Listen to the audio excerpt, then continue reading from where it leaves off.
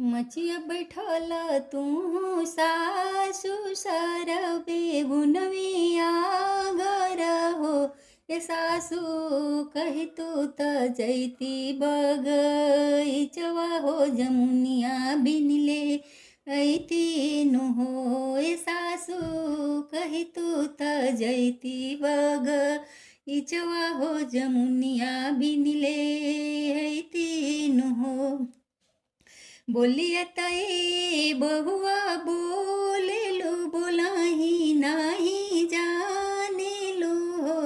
ए बहुआ जमुनी के रस कु रस हो रिलवा हुई है सावर हो। ए बहुआ जमुनी के रस कु रस हो रिलवा हुई है सावर हो।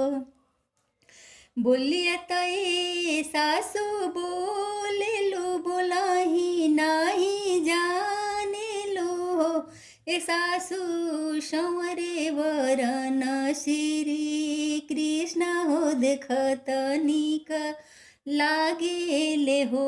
ए सासु संवरे वरन श्री राम देखत निक लागेले हो।